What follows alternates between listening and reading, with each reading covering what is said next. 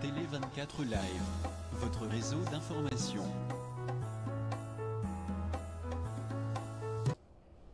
Bonjour, bonsoir, na batutu bazolanda biso sur télé24live.com.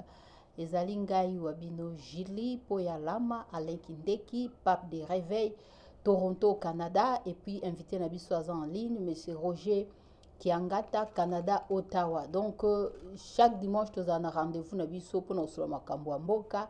Le loto yé pour nous beta masolo ezo le kakuna na mboka sur ndenge tomoni bato ya IDPS basilikaki makasi babengani président na bango Jean-Marc Kaboun na monsieur Augustin oyo secrétaire général ya IDPS babaki na kosala trouble. Alors tonga tolobela mpe basujet mosusu ezali Alain Kindeki opesa ba sous-titre auto de battre lelo oyo aza na posa ko intervenir abengi na numéro na biso ezali 001 416 877 0966. Donc c'est ça titre. Pardon, avant d'introduire na mon directement la programmation bato balanda biso nanu Pape de Réveil ozolanda son za 5 sur 5 kuna? Oui, son ezali 5 sur 5. Na ligne pe bato balanda biso 5 sur 5 zato parce que na retour na nga na studio na zo mon André son eza na mobulu bato balanda biso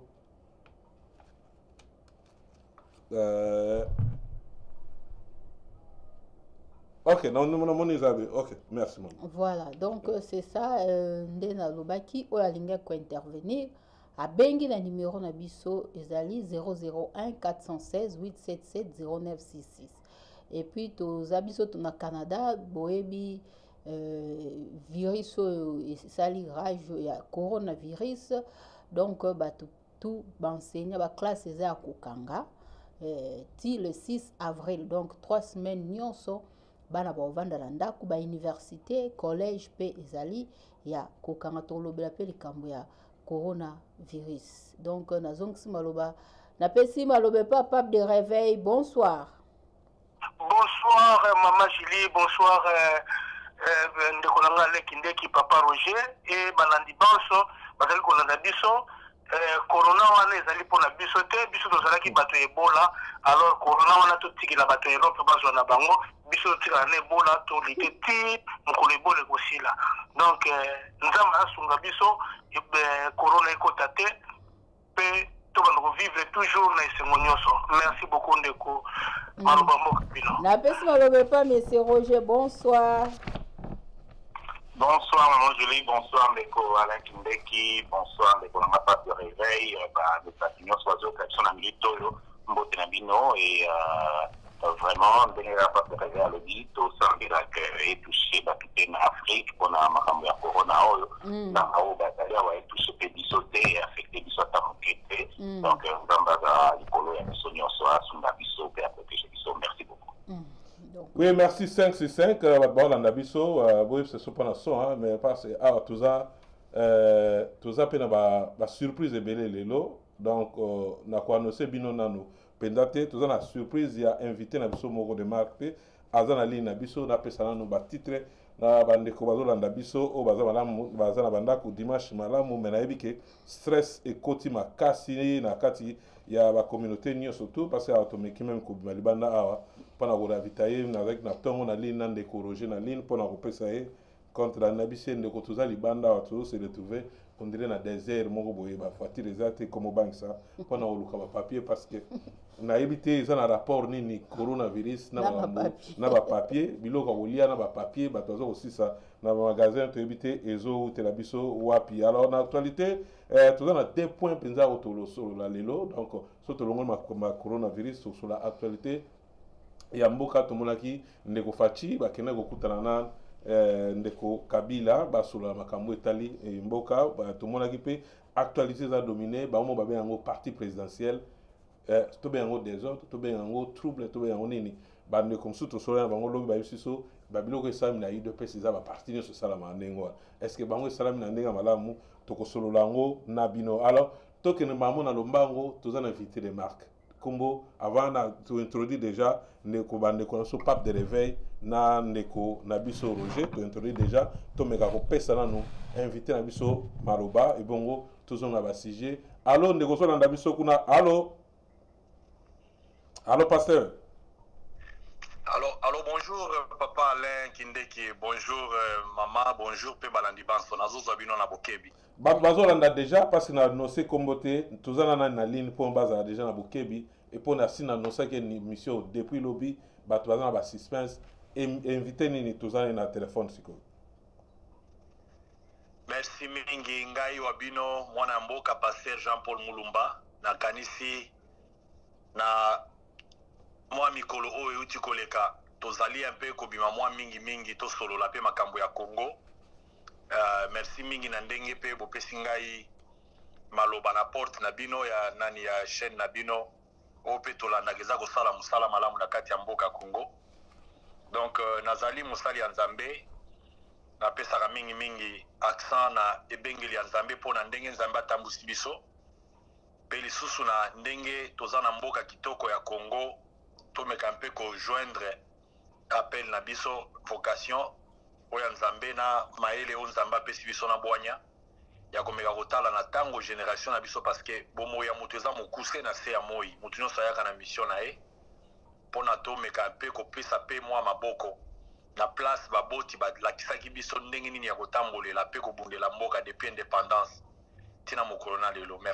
Merci, je pense que comme déjà Mulumba ils ont levé quelque chose parce que là mutu oyo ayebani mingi pe na ba réseaux sociaux to ke na ba polémique te me combo déjà ils ont levé bino mingi Jean-Paul Mulumba donc za koni na makambo ezani ni to solo la kina ye pona ko zoa pe zalaki petit problème te pona ko convaincre aya ko solo na biso bana mboka netando et que to ke na lomba parce que tous ça éviter ça côté bande ko na ligne to boss qui c'est ligne na minute oyo ezana muke ya okanga parce to yo kananu bateau tozana ba na ligne et puis oyo ko intervenir to bikande tozalaka émission ezana moi temps mulai lelo ba pesi biso accorder so moi temps mulai lelo pona to solo la biso so makambo etali mboka to kende directement ba mo etali coronavirus to tanga ba journaux moi ebele ba o so ba journal ya Belgique et puis ba journaux ya ba mboka mususu ba lobby bazali déjà ko so ba lobby te ke za ba américain parce que no ba comme de ko interpréter mabe ba bi makambo ya coronavirus oyo ko tamboli porte-parole ya ministre ya chinois ya affaires étrangères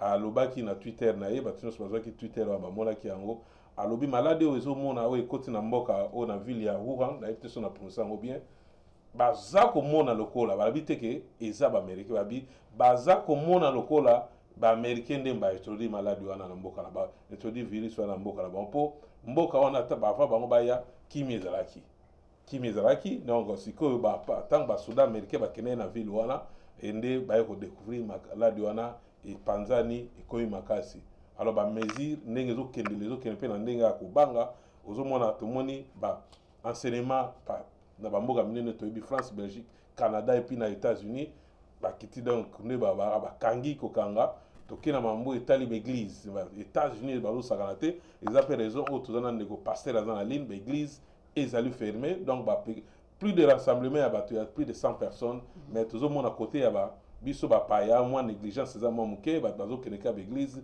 mais saint lo bango makambo situation za malamu te tutala pe na ba news à l'information tout le monde qui ndeko premier ministre passe biso na Canada ou tozala na président de la République te donc premier ministre ndem ta déjà mboka yemoko na mwasi na ye bazaki na quarantaine ba soupçonnaki bango bazana virus wana na ba journaux musupe tozotanga babi OK baté photo sembola penza yango bien parce que émission na biso tokolo ezali pona ko sembola makambo ezo bana mboka na lokoto penda lingala po bana mboka nyonso bayoka nino ezo lekala mboka po ba mo yango ezama makasi mingi yango tozima bato yo telingo to bateke bato bazana ndako ba éviter mais bato baza pe na moi ko tanga mingi mo ba connaissance wana moi likolo tozana ba on a plateau awa pona to mega ko sembola ngo donc bazo bipe le cause la pe ndeko président des États-Unis on dit yemoko pe azana makambo wana yango epesi kobanga bakangi ba enseignement bakangi mwa banini tozo banga et ba frontière surtout ya États-Unis to yebi totalaki pe ba vol oya ba vol ne se utaka Europe oyo ke na États-Unis ba boya yango puis ba frontière ne so pe ya makolo bakangi yango to solo na bino na bandeko bazana to bana mbala moko na ndeko pape de réveil maloba mboka yo mois 1 mois 2 mois parce que lelo tout ça masole bela obeta mambo etali coronavirus tous les cas peut-être ça peut maloba pas ndeko Roger. Oui, ndeko Alain pour la kobanda na bandi obeti quand même cet été na likambo yango ndeki tolobaka ete tele 24 ezali wana pona kufinga te pona kotia un plus ozana un plus otie ozana eloko koloba olobi soko lingi kobenga obengi mais kokoma ya kofinga wana nde toboyi wana il faut betela yango sete na bandi obeteli yango sete te bon pona likambo etali ke ya coronavirus ndeko na ngai ezali pasi mingi maladi nyonso tu ezali kobima toujours ezali kowuta mingi oyo ezali koningisa mboka toujours na Chine. Est-ce que ezali normal to ezali normal te ezali normal parce que na Congo tozalaki na maladi Ebola ezalaki ebele et tozalaki na maladi moko ya vache folle avant kutu ebima awa na Congo déjà vache folle ezalaki pe na basoso tomonaka yango na période elanga basoso kobela maladi soki ya rhume na bango babelaka wana toyebi te soki mpe ezali vache folle toyebi te na maladi oyo ekotaka ti na basoso na bangombe na banini toyebi te mais oyo ces derniers temps ekomi panique meme na ngai moko na bangi parce que jamais esalama banda na botama ke eningisa monde mobimba nanu namona yango te est-ce que euti wapi ndenge tozali koloba bazali kosipsone déjà baaméricain et nayebi te nawuti kozwa video moko kutima batindeli ngai na Congo ke un américain azali koloba ndenge nini abandaki kodétruire mboka ya Afrique kokota basida kokota maladi ndenge na ndenge video ngo bazwaki na batindelaki ngai yango hier. Est-ce que ezali truc pour américain va détruire Chine parce que compétition elle est entre deux pays Chine et Amérique na kokota kuna na quantité pour na yebite et pour na décortiquer coronavirus malheureusement na sala médecine te moyen de décortiquer yango ezalité mais tout sunga kanzambe abatela ke maladie oyo elongwa parce que eningisi monde entier ba magasin ba hôpitaux ba misala ba moyen de transport tout nous surtout est paralysé na monde entier oyo komilika mususu to sambela ka nzambe soki yemoko azali koya to yebite moyen de décortiquer yango c'est malamu ezali te on azali na sala médecine te mais oyo bayebi moi quelque chose ba pesa plus ya émission oyo egozo bingi. Merci ndeko Roger Obaksini ni poto pesa papa na bisope Jean-Paul Kuna Maloba. Oui, en tout cas, donc on le disait de l'été, comment on dit coronavirus, il faut le prendre au sérieux. Maintenant, on déconne encore à Zalaka à cheval entre la Chine et le Canada. Donc, moi, je suis à côté de la moi, je suis chinoise à côté de la mais depuis à Vandiawa. Et basé en contact Mindina, Chine et tout. Alors, il est un peu choqué parce qu'il a l'impression qu'au Canada, on ne prend pas cette chose-là au sérieux. Dans la mesure, toujours dans la mesure drastique. Alors, il souhaite aussi la mesure drastique dans le Canada, tout le monde a évolué dans le sens comme incontrôlable. Et effectivement, quand on a Taliban News, la Taliban Information, il a raison parce que ce sont les mêmes craintes que Nayokaki aux États-Unis d'experts basés au CNN et puis Nathalie P expert M. Bazol dans la France on doit prendre ce virus au sérieux. Au début on ne l'a pas pris au sérieux parce qu'en fait au moment où confusion botamaki parce que bien parce que le virus coronavirus oyo le mot générique est le non en fait ils allaient souche oyo COVID-19 les a souches mais en coronavirus c'est un modèle virus ça veut dire en corona parce que forme dans la forme il y a couronne aux hommes alors un virus on est à la ganango mais si quoi souche oyo ya sika oyo COVID-19 ok COVID-19 il y a un monde des sika il y a un monde dans la zone des dans la minu nous alors mesure que toujours doit venir les États-Unis na Canada ils ont se prendre pas que mais pourquoi mesure en les les gens se posent beaucoup de questions. Alors, mais, une chose est vraie, dans la révolution, chaque jour, dans la mesure évoluée, tout le monde en ce qui nous concerne, Bisso en Canada et plus précisément en Ontario, parce que chaque province est sous la mesure. Bisso en Ontario, au monde à partir à l'objet de la mesure à Sikekoya. Nous a déjà, par exemple, fait sa mesure, mon corps, à l'objet que le Parlement et Ontario, ils ont voté loi mon corps et c'est une compagnie et fout à Batou, vous a obligé, à Oyate, Moussalate, pour le coronavirus, tout est parce que Bazali, dans mon en isolation, tout est dans la moto en isolation, tout est parce que s'occuper dans la moto en quarantaine. Pourquoi? Parce que confusion Salamaki sur le 5 secondes, et qu'on a confusion Salamaki, que Balobi, Baoyo, qui sont sur Moussalate, sont dans maladie Koyate, mais ça, il y a été, il y a ceux qui vont foutre en maille, na congé na maille, na jour en maladie, comment vous appelez ça, na disability, na malade, na congé maladie, c'était pas très clair. Alors, employé de Basoya, ça là, alors que Bassan a mis, parce que ça va suite à Fabamo, na heure, nous c'est parce que salaire, malingo, on l'a congé, c'est tout des congés, ça, ils sont tout.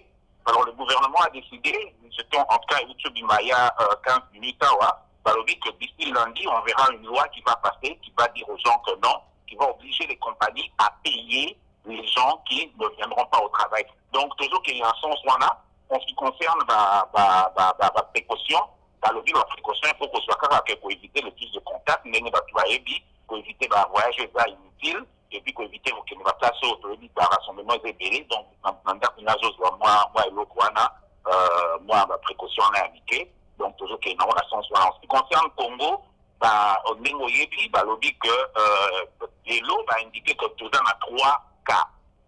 Mais ce qui est bizarre, moi, la chance les lots, médecin à Congo, la question que l'on se pose, lobby, ok, tout le monde connaît le problème même des États-Unis en ce qui concerne test et la coronavirus. Si les États-Unis ont des problèmes, parce que le problème entre les États-Unis, des coronavirus peut-être à confirmer en gros, entre un problème à la kit, il y a pour tester, la kit, testing kit. Nous, en Canada, c'est la même chose. On va comique qu'il faut, ça va se rassurer qu'aux gens malades, il faut pas tester. Ceux qui étaient observer. Ah oui, mais comment le Congo, ils ont un testing kit, est-ce qu'ils ont réellement le testing kit? Si on a, comme dernièrement, il y a une décoration à Canada, qui a le bindé, la dernière, va tester, à taper. Alors, on se pose réellement la question s'il n'y a pas de politique là-dedans. Donc, bon, en tout cas, les gens se posent la question, on se dit, est-ce que réellement, c'est pas ce Congo, c'est ça, est-ce qu'ils sont réellement maladie en moto, tout est passé en moto. Mais, ils sont les autres limites, aux espérer que c'est réalité, et nous, on a pour le bras. Merci, Bandeko Wandabiso, en Belgique, Netneko Edi Limbangi, ce que vous avez moins d'informations, vous connaissez, na minute Toyo Kana Bandeko, tout ça dans la ligne. Alors, Pasteur Moulumba, toujours au Kayo, Nambo États-Unis, 2 minutes, précaution de ces nini, et ça qu'on a pour la Mambo Italie, ma virus réseau, ça là déjà rage na Mokili Mobimba. Merci, Papa Alain, merci, Balandi Banso. Na évité ceux qui n'ont pas mouvement malamu. Kitoko, 565. Merci, Mingi. Normalement, ndenge de kwaza koloba lokwa toza pe ba pays moko tokangami pembeni mingi parce que même par la frontière, il y a awa biso place tozalia toza na frontière vraiment à côté à Vancouver. Normalement, menace nyos au malade des akosala na Canada, ils appellent vraiment presque ndenge moko na awa mais États-Unis basonaki moi son il y a cloche un peu avant parce que normalement la société a miné net Google headquarter nini ya Microsoft na nini Amazon la société a miné déjà bakangaki kaka ba travailleurs moko o bazala ko bela alors bakendaki mbala moko pour anticiper parce que bayebi moi mingi ba chercheur ba monaki déjà des effet esali na Chine anticiper qui n'a pas mesure il y a côté les ça déjà ba société parce que bato ebele déjà bazongi saki bango na congé et lesquels congés au président bimaki devant bato alobaki ndenge nini donc akosala nanu priorité na ba pays nini na ndenge salaki pe moi ba critique de façon katika Irlande na Grande-Bretagne de bazo accès en Amérique.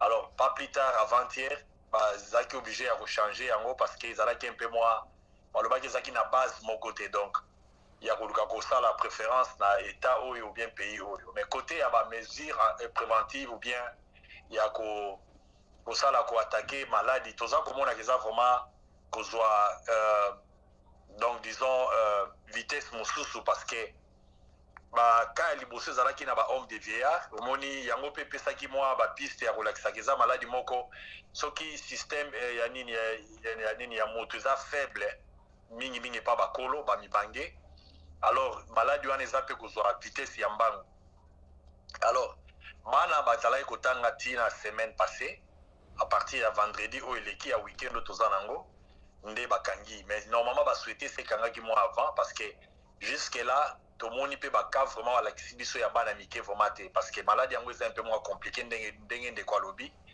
ezali phénomène moko ya sika oyo science mpe eza mwa surpris na baplace ebele yango question wana oyo eréveille baesprit na biso ke Congo est-ce que esi ezwaki parce que omoni déjà intervention ya basoda bapolicier oyo bakendaki kaka maboko makolo zolo ya kofungola donc il y avait aucune donc mesure parce que bazolobaki inerbe nini nde ezalaki na nini na ezalaki résultat yango bon dayebi te soki clinique ngaliema mpe ezalaki na baméthode ya koluka koyeba déjà dépistage na koma koisole patient donc epa na biso eza vraiment science moko bien fléau moko bien maladie moko asika alors awa na États-Unis ezosala un peu moins comment dire donc basociété bamagasin baplace nyonso bato bazosangana baplace ya basport baplace nyonso ndenge ozomona kaka Europe ezolanda progressivement mais awa déjà donc esalaki déjà ke bato basi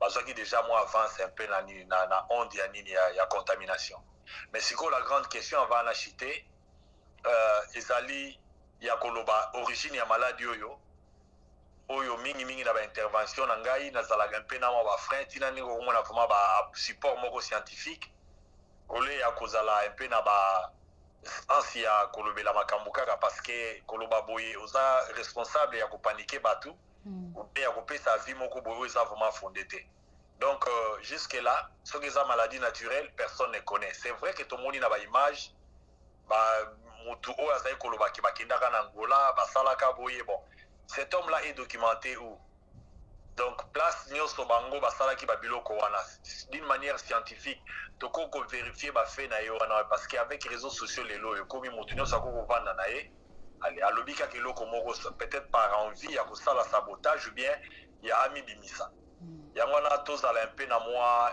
peut-être patience soki tozongi mikolo ya nsima balien ebimi support moko scientifique ebimi là ce moment là nous pouvons bien peut-être chercher à oluka to débattre sur l'origine ya maladie. Merci Malobombo Kayo. Merci bandeko basali balobi bakoti obino balobi masolo bango batie titre yango basola te topesi 3 points na biso oto solo lelo nde toto banda masolo etali ma coronavirus parce que actualité toyebi bato baza na show bayoka nini ezoleka na kati ya UDPS nini ezoleka yango topesa mpe mwa sango na bato bazo comprendre mpenza te po na poto tobengisi mpe bamama mikolo bazali oyo bapesa biso confiance kobenga biso lere nyonso papa makambo mboka balobi nini lelo abi topesa bango mpe mwa espace kobenga bato meka kosola mpo bazala na mwa kimia kote bazala voilà tokoti directement na actualité nde bokomeli biso eza makambo te bino bokomi bozoloba tokoti sikoyo na actualité makambo etali bandeko na biso ya mboka Congo tomoni kuna na bavideo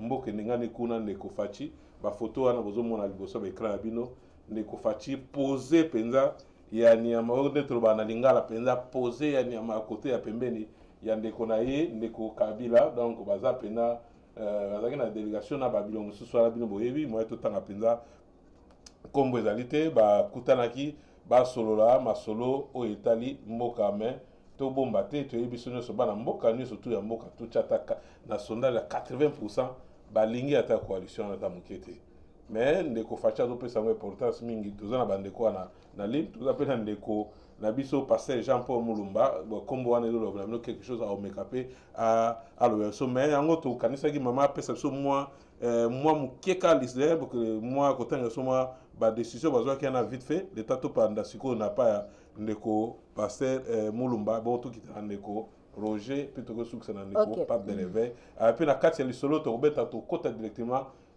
neti ezalaki tokabolaki yango 2 points mais tokoti yango lokola point moko tokosola na makambo bandeko ya UDPS oyo bapanzaki biso nyonso talaki na bilili kuna balingi komona susu bandeko oyo baza ko diriger bango intérimaire te loko la président na bango Jean-Marc Kaboun na ndeko secrétaire la bango na ndeko na kombo Augustin je pense ça na ligne azolanda biso po aza moko oyo pe balandaka émission oyo nde tokopanza sango toyeba nini tokenda lombango mama tangela so vite fait point oyo mesure bazwaki donc natanga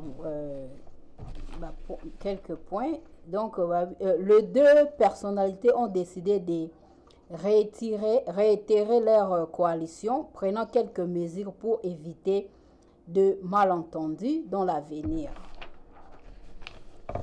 Deux points importants étaient inscrits à l'ordre du jour de cette rencontre, à savoir l'évaluation de la mise en œuvre de l'accord de la coalition CASH et FCC, et les dispositions à prendre pour la décrispation politique et la bonne marche de la coalition, explique ces communiqués.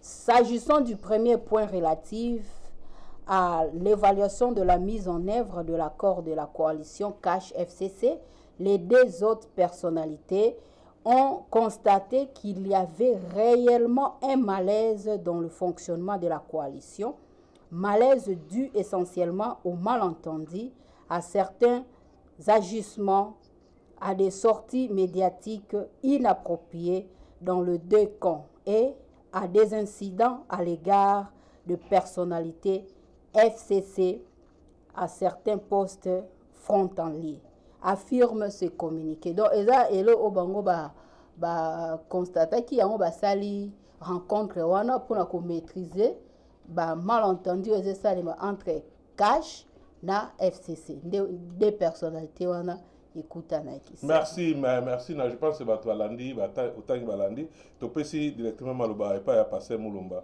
au comprendre nini na deux points na bango oyo babimisi kuna entre temps na kati ya IDPS mutu sangisango pe pona to gagner moins temps o pesa moi aider na makambo elekaki kuna na nini entre temps ndeko moi quand même sur Afrique du Sud que ba mesure ezwami kuna na mboka Afrique du Sud mambo etali coronavirus balobi ndeko Alexis Muyenga merci alobi Afrique du Sud vient d'arrêter certaines précautions non visa na pays à Europe, Asie, Amérique là où existe coronavirus. Ndeko coronavirus est comme ici partout donc so ba pesika wala mi balé na célébrer et puis alobi le 18 oyo ya moi oyo ba école ba classe ezokanga pour la mambo etali merci ndeko na contribution na yo na Afrique du Sud na mambo etali coronavirus donc so ba boy visa ka na ba pays oyo eza na Europe na nini na Afrique pe c'est côté déjà ba rectifier moi muke to moi na Congo bato ba Congo tchana ba sachet ya mai na kukangelongi pona pour bomba makambo etali coronavirus ndeko toujours pas na ndeko pasteur tozolanda. Merci mingi papa Alain, merci balandi baso. En tout cas na sujet oyo ya Congo ezali sujet moko ba cause eza ko produire ba même effet parce que na ebandeli ya nyonso ezali ndenge moto atamboli parce que moto soka botami batalaka ndenge abotami bako même ko projeter ba maladie oyo ko bima selon santé na ye ndenge ba moneli ndenge ba testo basali ya ebandeli ya bomo ya moto wana tozali awa normalement mboka izalaki na ba problème sérieux oyo tolandi même na période ya ba campagne ba parti politique bato bazalaki kopesa ba discours bazalaki ko toucher moi ba point croyant peut-être comme ma espoir et pas ya ba na mboka na espoir o bapesaki bato ezalaki ba meka un peu ko changer système oza na kati ya mboka na biso ya Congo. Alors lequel système oyo biso nyonso toyebi ke bato balembaki parce que kolia ezate misala ezate banzela ezate eloko moko ezate ba hôpitaux ezate donc ezali liste moko mulai oyo bato nyonso baza kozela changement parce que changement ezaka ka liboso ya IDPS mais na ndenge opesi nga maloba lelo na radio na bino tozali un peu bato moko tozali na rapprochement na IDPS malgré que IDPS eza na maladie IDPS eza na maladie oyo biso tobimaka liboso ya bato pe tolobaka ne bandeli mais on a été auparavant tellement mal comment dire interprété et aussi les gens ont pris tendance moko parce que bato bazali koya croyant que parce que na Congo soko zoloba langage oyo il y a peut-être un fanatisme pour certaines personnes aux ennemis donc aux moko donc tu es donc un chien galé Donc likambo ya Congo s'il faut kozonga vraiment ne bandeli omoni na ba question d'actualité ezali mboka moko eza na problème mingi. Alors gouvernement nyonso oyo eza kobima liboso ya bato mpona ekama mboka wana il faut ezala gouvernement moko eza na ba solution. Alors tango yo oye sikoyo na kombo ya IDPS mpona toluka to gérer mboka wana, alors pouvoir yango eza na frein moko oyo ozomona lelo oyo bazobengaki accord, lequel accord o lelo oyo IDPS normalement il s'engageaki en tant que groupement ou bien ezalaki eloko moko personnel ya ndeko na biso président Félix Yemoko, parce que ti lelo oyo ata na ba porte parole ya IDPS mutu moko azaka na texte wana te ya o bango bakindaka. Et entre autres na ba biloko o mpe o komona ngai soki batuninga vi na ngai peut-être parce que na ko kozala peut-être na ba réserve wana, mais batu bakinda ko représenter IDPS na masolo oyo ezalaka banani kaka batu moko o lelo moni peuple atelemeli bango. Donc et comme problème moko tellement sérieux parce que eza ko questionner capacité ya groupe, donc eza ko questionner pe ba père fondateur nango, parce que même na début RIDPS ebandaki ezalaki teke bakende kaka pa Mobutu balobi na ye na maloba boye bakomelaka ye mukanda lettre ya 52 pages bakomelie bazali kozelaki Mobutu a réagi.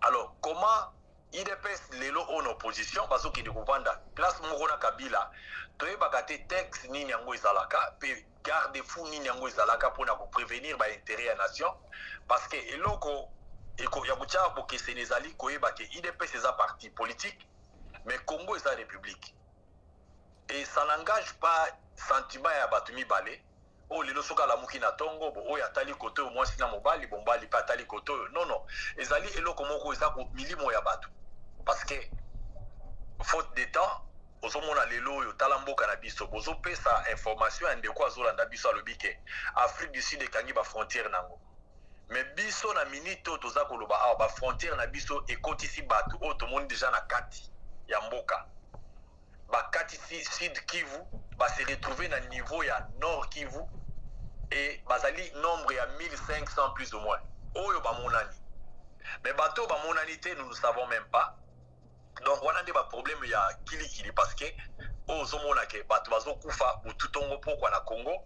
Alors état exaté parce que quand nous disons ça ils on dirait bah insulte ou bien désobéissance ou bien trahison. L'état est totalement absent na Congo, parce que on reconnaît l'état na ba action nango bazo sala, même attend na ba émission toza ko sala chaque jour, c'est pour chercher to la kisarabango que qu'est-ce qui s'est passé dans la gestion en malade moko soki kaya malade yoyo ezala neti na Italie pour pesi yango gouvernement ya Kinshasa.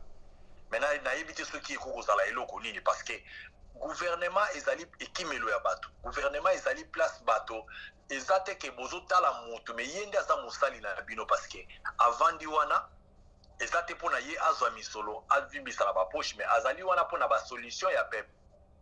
Alors na kozonga na nini na etamboli ya IDPS ici échangeaki depuis kala etamboleli, parce que depuis fondation nango na kanisi biso tozaki bana mike mais lelo tokomi komona pe ba malade yango ekomi kobima lelo na IDPS soki mutu azali d'accord te na eloko eza ko dépendre na humeur ya mutu oyo azali peut-être donc na position ya contrôle, entre autres la maison de la famille ya papa na biso Etienne Tshisekedi. Alors to chama ina mono côté ou bien tolingi héritage o ya pasi ya monaka etikala na se, ou bien tolingi to la kisabatu que non, nous sommes une famille qui peut dire oui quand on peut dire, ou bien toko koloba non quand on peut, parce que le lo o ata sujet ya Jean-Marc Aboum c'est un sujet à chaud. Baza koloba batu belé baza kokota na kati wana kokuta batu tendance le groupe o ebimi sauvons IDPS, parce que groupe moko ebimi le loyo. Donc groupe wana ezomona ke héritage o babenga en anglais legacy ya combat ya Tshisekedi o ngana riliaka na ya Lumumba, parce que Tshisekedi a cherché à ce que ba congolais tozala autonome, tozala kozo réjouir tozo se réjouir na ba bien na biso ya mboka, tozo élire ba chef na biso o tolingi selon ba critères, et c'est ce que Lumumba avait appelé indépendance, et la politique, économique na sociale. Alors lelo na temps o toza awa lelo ils ont une année après au bateau qui a alternance. Donc, au côté là, il y a sabotage à FCC. Mais moi, je crois que les gens ne se sont pas rendus compte que voilà, il fallait que le président Félix qui soit préparé à Yébake. Regarde, quand tu pars dans le pouvoir, et là, le peuple a zosé là, Ezali Oyo, Ezali Banzembote.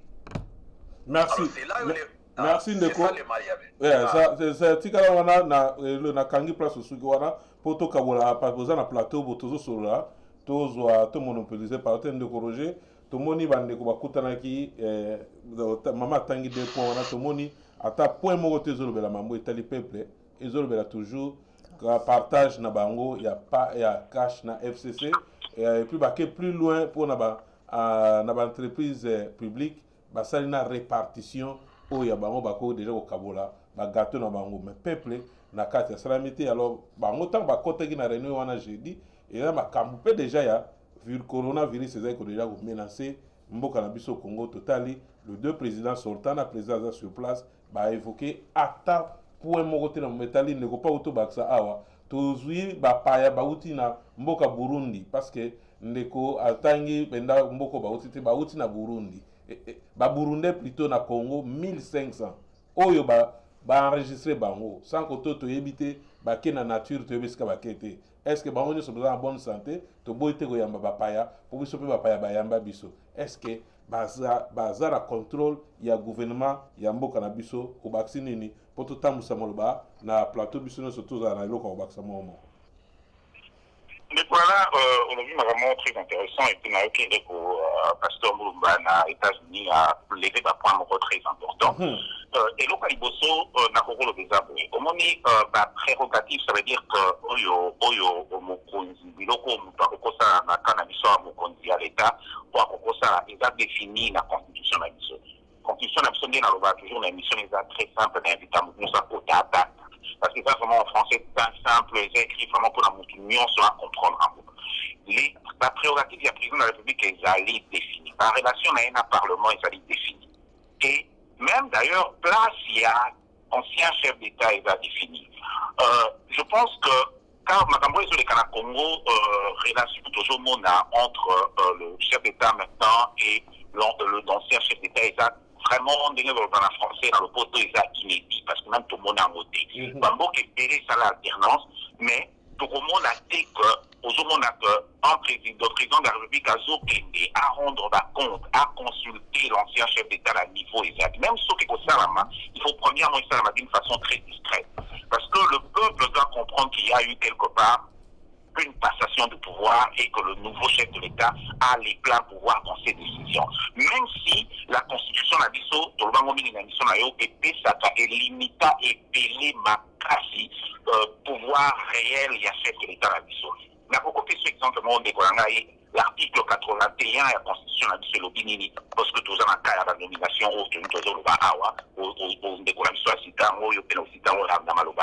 l'article 81, le dit sans préjudice de la disposition et la Constitution, ok, le président de la République a nommé Kapé à Longola Kabatu, la zone Balingala, tout est à revocat Kabatu sur proposition, il y a gouvernement où il est délibéré Makambuna Conseil de ministres. Ça veut dire que totalité de la situation où le président Rovan Ananda a décidé liste à PC à niveau de Mélenga Batuko. Le président Salakamakambou sur proposition, ok, sur proposition, il y a un gouvernement délibéré en conseil de ministres. Donc, économie pour ambassadeur, économie pour officier, économie pour chef d'état-major, économie pour haut fonctionnaire. Et les responsables des services et établissements publics n'ont pas mandataire de l'État, dans l'entreprise publique et dans l'organisme public, excepté la commissaire de compte. Donc, problème est à Bisso toujours vivre et Woutina Wana. Notre constitution avait complètement énormément affaibli les pouvoirs et les chefs de l'État en ce qui concerne le contrôle réel et Makambo Azali. Parce qu'ils ont assumé, en fonction, il y a des élections à M. Salamaka, Makambo Salamaka, au moment de M. Bazali, président de la République Azali nommé dans le suffrage universel, et puis, député Bazali, parce que la constitution se met pour assumer quelque part. Ok, et voilà des pièges, c'est vrai que Toloba, on a émission dans Toloba au début des années, qu'il y a eu quelque part un piège dans cette histoire, dans le sens que on assume quelque part que le président de la République soit Azali, ou à nommé, à voté président de la République, élu président de la République, à cause de la majorité, à cause de c'est-à-dire qu'il a le plein pouvoir, et majorité Kolandaï. Or, quand on a mis sur la FCC, bien, la majorité, ça veut dire que le président de la République est complètement, fermé, il ne peut rien faire sans réellement, selon la Constitution, à nommer. Quand il y a plus de monarchie, quand il y a des problèmes, papa Yuma, le monarchie, tant qu'il y a qu'à signer, ça veut dire non, il y a des délibérés en conseil des ministres, ça veut dire que tout rejoindre des deals et l'eau va fonctionner. Alors, donc, réunion où est salami, lobby, où est salama qui y a 2 jours, tant d'Afrique, ça veut dire clairement. Les collaborateurs le disent que oui, parce que il y a Nanité, il y a coronavirus. Normalement, ce n'est même pas l'endroit parce que ça aurait encore fait une autre aberration que le président de la République a s'adressé à la nation il y a coronavirus alors qu'elle ne connaît pas sur la politique. Donc normalement, il ne peut pas le faire. Et deuxièmement, c'est vrai qu'il doit faire une fois ça une adresse, c'est-à-dire qu'il faut adresser la population à Makambouana. Mais moi, je pense que, encore une fois, il y a énormément de coronavirus pour que finalement, le gouvernement ait sa position à mot clair. Parce que ce qu'on a dit, il y a le coronavirus, il y a le mouton à français, il y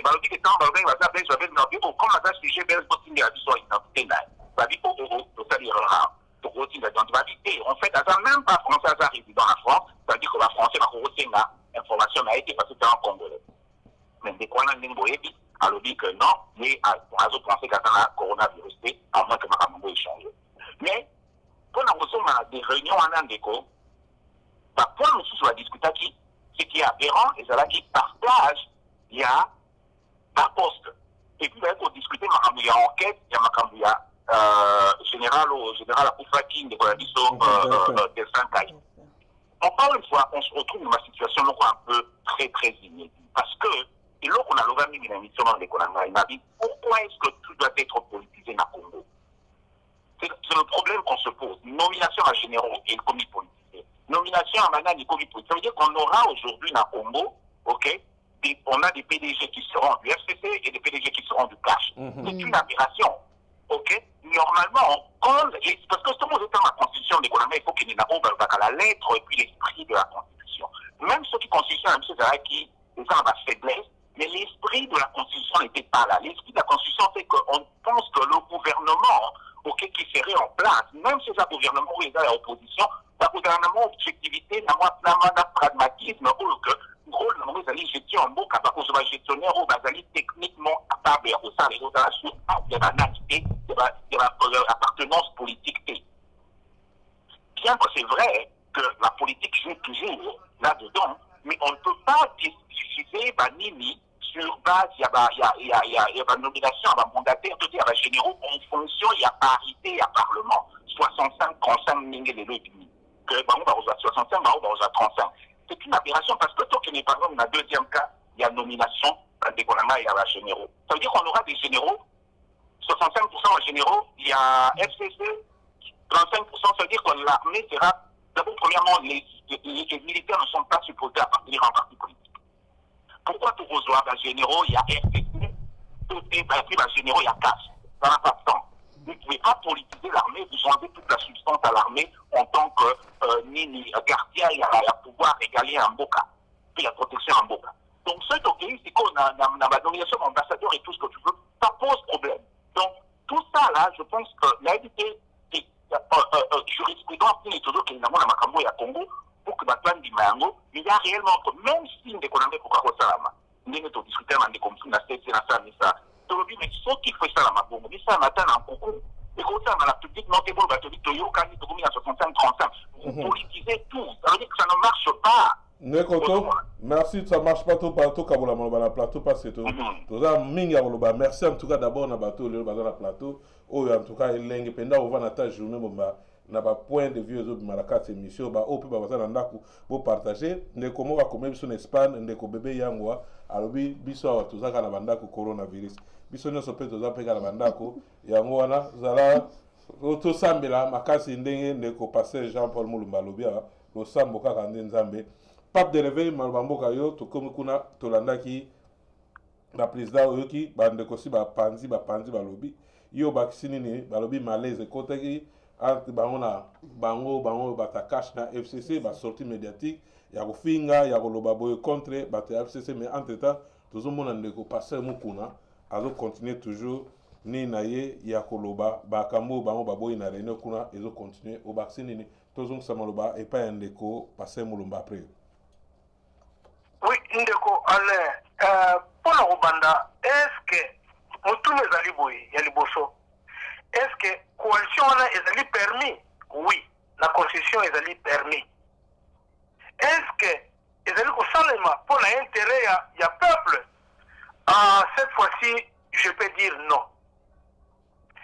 Ce qui totali réunion les gars qui lobby, ndenge papa na biso Roger Awuti ko souligner awa o etali makambo ya armée, point o ya général Numbi. Jamais il n'a pas la soulever entre le président Félix na Kabila. Est-ce que le président Numbiwana, parce que tu as bien que l'armée est indépendante, l'armée est allée pour la IDPST, est allée pour la PPRDT, et l'armée est allée pour la Moutonioso. Et nani azali mokondi armée, c'est Félix. C'est Félix qui a décision au État Numbi. Et non, décision à partager na Kabila. Là, je ne suis pas d'accord. Et pour on va soulever qu'il y a un louche. Na moni yango très louche. Il y a général Numbi.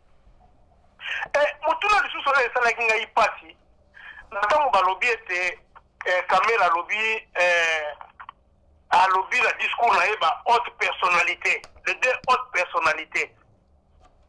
Et n'a compris qui était jusqu'à présent nous avons comprendre que les hautes personnalités. Donc c'est le deux qui dirige le pays. Nous avons comprendre que parce que tu as dit que haute personnalité est allée à Mutomoko et elle est Félix, président Félix Antoine Tshisekedi. Et le reste, on a soit un sénateur, collaborateur ou bien Mukondi à FCC. Oui, mais il y a une haute personnalité dans le pays. Non et non et non. On a d'accord. Il y a deux points où on a d'accord. Et tout le monde qui a ngopé. Maintenant, on va nommer déjà les deux Nanu Yuma, na Papa Nabiso. Oh, il y a chemin de papa Nabiso Yungu. Tu vas dire que non, et tu vas marcher malamoté. Tu vas marcher pendant malamoté. Parce qu'il y a une compréhension de ces Kotaki. Et une compréhension est bandagi à partir de Yuma, na Ndeko Nabiso, na papa Nabiso Yungu. Est-ce que tout le monde qui a ngoté, tout le monde qui a ngoté? Oyo lelo et que nous pouvons aboutir biso, dans la même table. Et bah solo là pour la incompréhension, pour la malaise, bah monia sto baloba qui wana et tout le peuple. Et je ne crois pas à mandataire wana. Et c'est pour l'intérêt à peuple. Et je ne crois pas tout le monde qui a d'ailleurs dimanche passé. Et intérêt à peuple les alliés wapi. Et on va aller au Tanga pour te battre un peu ma poste, pour battre ma DG, on va aller ma science, ma gestion, notre comptabilité, ma gestion science comptable, ma politique. Bango wana élève na biso ba nouveau na biso wana to kotia bango na poste nini. Donc tout mandataire wana to politisé wana ba politique na bango, je ne crois pas. To loba ki yango dimanche passé. Et tout ça on peut ça faire vers toujours na FCC na cash. Et bana na biso baza kokola o baza kosilisa année oyo basisa année passée basisi année oyo o basisa année oyo ya futur et ba musala ni ba kosala. Donc avant bazo musala il faut pas contre la politique et je ne crois pas. Et na so mo la politique o bazali ko memela biso ezali pour l'intérêt à peuple ezali ka pour l'intérêt à FCC na cash. Merci Ndeko. On a reçu ça. On a bien noté bien que deux points où on a souligné, on a dit très important. Il y a il y a président Félix dans la droite et à repartager point de vue à général Numbi et en public. Et le deux tozongela parce que moi ta ezala tozongela avant chana no moi noter bien wana olobi bien ndeko passer Jean-Paul Mulumba totali bandeko basolobi makambo nyonso oyo etali bapoint oyo tobosoleve bino nyonso balobeli mpe makambo oyo bazokokanisa déjà baélection 2023 ezoya comme ça place osukaki wana ocontinue mais ndeko Félix on dirait aza penda achote na makambo etali baélection 2023 tomoni ndako na ye kuna c'est-à-dire base oyo ayokaka l'air nyonso oyo aretira signature mpona base elobi ke bato oyo otyeli biso awa tozoyokana te na aprendre oke na UDPS bagroupe ebotami so na kati ya UDPS lokola décision finale lokola bagroupe ebelebele ebotami kuna bokomamba FCC na cash babakise biso susu décision finale na kati ya UDPS ye moko président aza kokipe na ye mpe na mambo etali te ndeko Félix azose reproche na nini na 2023 akoleka obi akoleka te parce tomoni déjà base na ye na ndenge ekomeli bazomona négligence eza kote ya ye moko papa na bana olobi nini ndeko parce ye mpo oza motu moko quelque part aza proche ya UDPS donc oza mpena famille ya UDPS oloba nini na kati normalement na observation merci kozongiselanga maloba nalandi vraiment nazobima malamu zela moke na mona ozobima ok allo voilà c'est bon landi bandeko nyonso balobi awa ndeko Roger alobi eloko moko malamu mpenza azongisi biso na mibeko na constitution ya mboka mais normalement Congo ndenge ezali awa ezali kolanda nango mibeko te toloba vraiment na bosolo Congo ezali kotongama likolo ya mibeko te ni constitution ni même acte oyo bango bazoya nango wana deal wana parce que ezali eloko moko fallait ezala acte moko oyo ezali connu parce que na entrée à AFDEL Kabila le père Mouzé de res mémoire asalaki table rase ya constitution ya Congo mais abimisaki mwa mukanda moko oyo esalaki mwa transition ya mwa ngonga moke avant ke baretouche mibeko mais na Congo na nini na alternance oyo toza koyeba te vraiment soki eloko nini ezali mais na observation nasali na question oyo otuni avanga na bosala soki oza koobserve président Félix Malamu eza un peu mwa pasi mingi koloba yango na télévision boye parce que eloko soki oza na motivation nango te donc yo oza déjà na oza déjà peut-être atteindre objectif na yo parce que ezali objectif oyo azalaki kopoursuivre bavaleur oyo azalaki kodéfendre parce que na emoniseli na ye eza on dirait il vit comme si aza koéviter stress parce que na Genève vers bakendaki ça me renvoie un peu natal un peu comment de l'autre côté Assignaki P il est sorti à PCP contre Randy bon à partir à l'autre vous allez représenter par Fayoul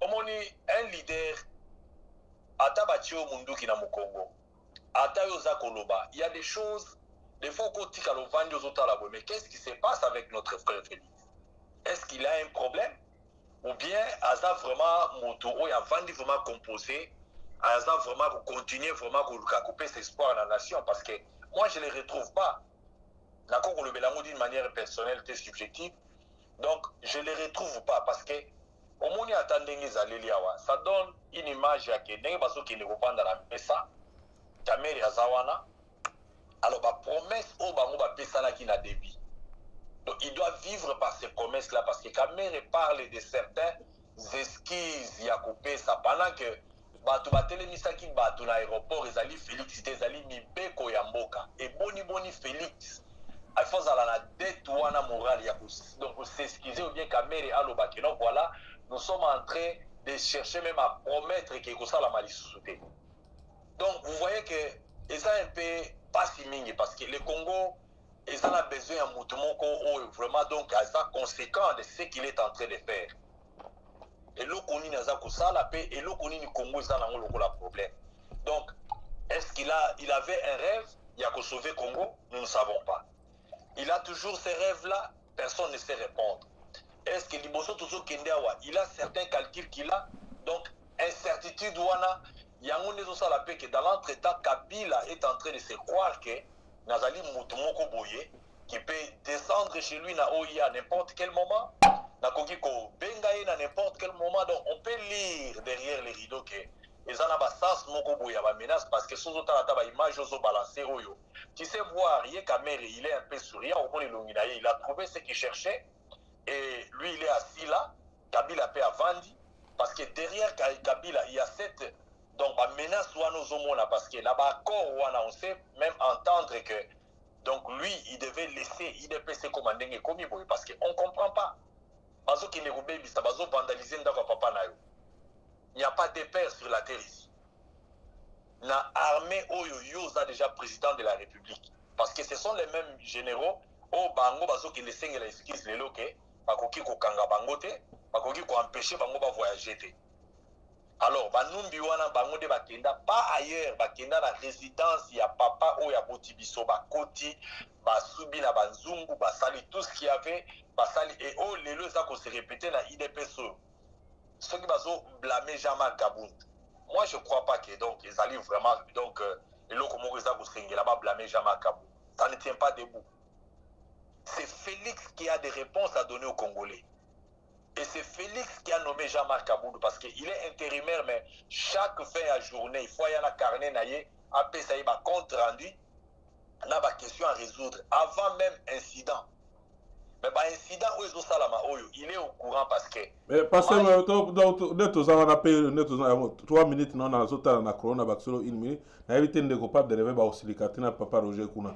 Qu'est-ce qui se passe au juste dans la catégorie de pèse? Et ça, nous avons mona maya moto comme vous voyez, batuna banzoto ba image monsieur censuré na Facebook ou na YouTube, moi to chiape na ba image na zate et comme na niveau ya koboaka ba maya moto na nzoto malade za wapi na kapasi yo za pe moko oza parmi bateau ba souffra pe na kata de poza pe famille au pays tozolo ba de lo ba na kata bokondi ni ne so l'écologiste. Bon, IDPS c'est ça na ba génération normalement. IDPS depuis fondation nango Azalaki tinandenge Papa Etienne parce que Papa Etienne malgré rivalité na ye na bateau Azalaki mutumoko il s'est distingué dans ndenge na ye ya mayele a se distingué dans savoir-faire il pouvait aussi maîtriser l'organisme à kamba yango ndenge elongo bani. Le problème c'est la compétence. Mais le mouvement politique ça a la concurrence et ça a la kuba on ne sait pas donc nier ça. Donc mais ma peine ce qui est commis qu'on nuire l'avancement na ba idéologie il y a groupement il est depuis fondation nango et botamaki na ba valeur moko ya kenoto kende to ça la changement na mboka. Alors pour na ko changer mboka et sengeli yo soko zamunga ngande okoki ko beta batu soto.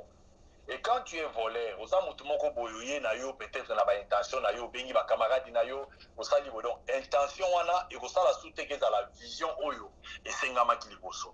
Lelo toza la génération ya bana o bazala qui même pas disons na école primaire peut-être na période où IDPS bandaki nde omoni ba bilenge ba Jeko Beyawana ba Christian Lumu ba nani fils Mokoko ce sont des gens même la plupart na groupe na bango wana ba monaka penza naissance à IDPS mais ba moni quand même ndenge IDPS tina suka awa et izalaki donc kamba na Papa Etienne Tshisekedi.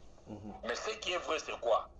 Chaque mouvement de libération, ça a un moment où il on dirait qu'il tient la courbe, il faut m'attaper dans le sommet. Il a connu un moment où boye et ça a une qui alors il fallait qu'on remonte en la saison il y a président Félix. C'est là où toutes les choses ont commencé à changer. Ayaki comme un bon commandant, mais au même moment, tout le monde qui a la qualité, il y a pas tout. Donc, donc il y a des gens qui peu importe ce qu'on peut dire.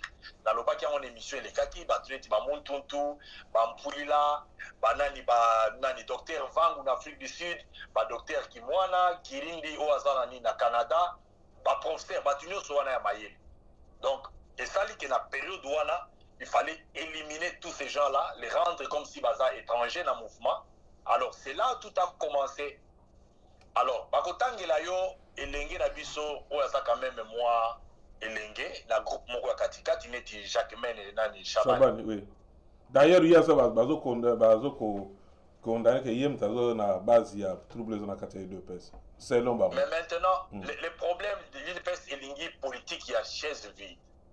Et dans l'entretemps, la Sewana na zo kapé bazo côté sa moi tribalisme menacé. Parce que étant peut-être l'Ikivu, il n'est pas trop bien placé, non, boke banaye. Mais l'IDPS, depuis fondation nango, ils n'ont jamais géré na Moulouba, na secrétariat. Alors, l'élo où on a place de Komiawa, rien n'empêche na Jacquemaine Chaban, si il a encore, parce que, bazotanga que non, voilà, il a été suspendu. Du reste, Ngaï, ceux qui vraiment en tant que juriste de formation, Batala a toujours moutou, ceux qui a s'amendé après avoir une aussi s'appelle Naï. Jacquemaine Chabani, il a prouvé vraiment que c'est un garçon, pour l'Angaï, quand je l'observe, il y a un docile, parce que autour de la présidence, l'argent sort. Yo soko za mouyi beaucoup la Jacquemaine Chabani était qu'il avait détourné tout ça batou, basumu kibisonyos. Lui à son temps, il a fait ça dans le groupe clandestin, mais les lol patoiso il m'a même en caisse à l'état, oyo mboka za kokufa. Mongo ils aura toujours la tentation. Mongo bouga qui na période naie, papa Etienne a vendu ça qui nous le savons tous. Pendant cette période de Jacquemaine Chabani a vendaki. A vendu Kimia, tout le monde a sali ba menacité, tout le monde a pété quasi ba document à partir ou bien sali trafic d'influence. Il était vraiment un garçon docile. Natikala ko kaité. Merci Ndeko. Chapwana no anotikala te passe to zong sur poto ko moshité. Toko tikala mo na 20 minutes bazo sinalenga metan 20 minutes za kamo ebele. Toke pa Ndeko Roger UDPS parti monene 37 ans. Ti lelo bazo réclamer bazara na ba carte té.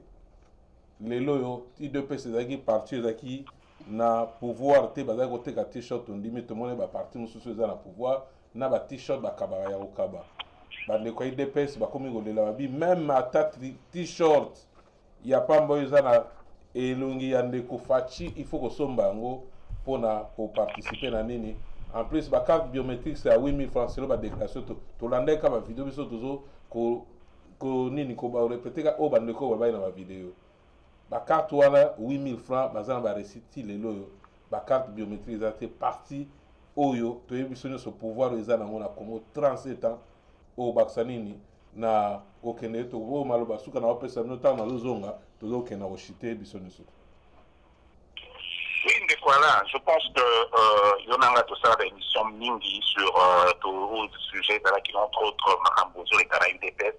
Moi, je vais être très sincère, je veux dire, je pense que les lots, Mokilisori, Lougarama, prophète, Barobenga, yo, prophète, Barobenga, Ndeko, pas de réveil, prophète, Ngaï, Barobenga, disciple de Nabino. Parce que, Makambo, Tolomba Yango, que la façon dont les choses sont en train d'aller, on va arriver à ce point-là. Je veux dire un problème sur lequel, pasteur Moulumba, il a bien expliqué la chose, malheureusement, quand vous avez dit à côté de Bouzindoté, parce que n'a pas remarqué l'invitant à Zoloba.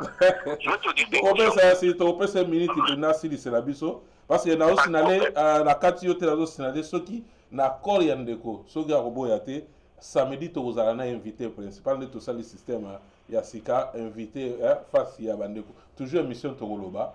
À répondre à la question nyonso oyo bandeko bazame to solane na tuzo accord wana po azali boso ya PPV a epesa bango oyo azana ngo parce oyo lobi na ndeko Roger mutu moya commentaire na nini na ko intervenir za blo mi balé donc ils ont permettre penate ndeko na biso passer Moulumba à se déchaîner bien bien fungola oyo azana ngo ndeko Roger Malbamboka. Non, tu as tout à fait raison. Tout cas, dans la première, en ligne, pour Nayokae, parce que mon dit, il faut te le faire solo à Katia, solo pour pouvoir l'auditor comme Mabako, comme Baye de l'Oroni, sur les Karamboko, Namboka, aux Omona. Il y a un problème, je pense que c'est clair. Dès qu'on a vu sur notre père, notre patriarche, son combat était un combat au Mokinombe, dit, état de droit sans pour autant, dans l'Obavio, Mokinombe comprenne la substance de l'état de droit en Asie. Et justice, respect des règles de droit, respect des règles étatiques, respect des procédures, respect de l'engagement. C'est-à-dire qu'on lui a signé Ndima Yango. Autant pour le côté Ndima Makamouka au côté, le ça pour Landa Yango. Ok, respect de l'autre. Je veux te dire quelque chose. Premier élément, aujourd'hui c'est le monde entier qui en parle. Nathan un article, un article sur la libre Belgique, la libre Afrique, c'est ça, Afrique. Les autres vont très clairement. Une des raisons, une des causes principales dans Makambo et sur les Kalelo, c'est premièrement le fait que les procédures même de l'UDPS de ce moment, la mission n'avait pas été respectée, les règlements dans l'intérieur de l'UDPS n'avaient pas été respectés quand le président de la République, Nicolas Félix Antoine Tshisekedi, se trouvant dans une situation où il ne pouvait pas être resté président de l'UDPS et président de la République, a décidé de nommer un intérimaire contre les règlements de l'UDPS qui disait qu'il fallait qu'à un collège, il y a trois membres au Barozala, genre un peu en présidium, Nicolas Félix va répondre en ami parce qu'il y a un UDPS, je pense, et que dans les 30 jours, ils sont appelés à convoquer un congrès pour choisir un nouveau président. Contre toute attente, le président de la République, son premier minaillé en tant que président de la République, c'était déjà, malheureusement, pour la Félix, mais je n'ai pas trop le choix. Contre toute attente, un de ses premiers lignes en tant que président de la République, ordre du président de la République, c'était de fouler un règlement qui est établi parce que la CDE va y avoir des partis politiques et des un parti politique est régi par la loi. Ça veut dire que l'engagement d'un parti politique, le règlement d'extérieur est quelque part établi et ceux qui vont dire qu'il faut ceux qui vont dire ça peut être, on peut vous poursuivre en justice contre ça, c'est ce que j'ai fait Chabani n'a pas décollé, va dire Premier élément, c'était ça, d'avoir nommé des intérimaires. Deuxième élément, quand l'accueillir intérimaire, président intérimaire Kaboul a décidé, étant nommé d'une façon déjà un peu irrégulière, accueillir aussi a nommé secrétaire général Naïe d'une façon irrégulière. Suivi par acte belé comme ça la d'une façon purement irrégulière. Parce que tant que je continue illégalité, l'irrégularité, acte nous se reposer et vous allez irrégulier. À un moment donné, chacun Chabani a voulu un peu comme ma moto, chacun Chabani est un avocat. Déjà pour moi, je l'avais dit, il est en train de faire une erreur et accepter cela. C'est vrai qu'à Télémaki, à Lobby, le Bayo qui était Bamiko Bomamoto, Nakati, Balobi, Bonto, Samon, Akuji, Tobomamoto, Tondima, l'irrégularité. Mais la situation dans laquelle on est aujourd'hui, c'est la suite de cette situation-là. Quand nous avec toi ici, il y a une année, mais qu'est-ce qui se passe? C'est irrégulier ce qui a été fait, ça va leur poser des problèmes. Aujourd'hui, on est à cette situation, et on a bien mis aux prophètes.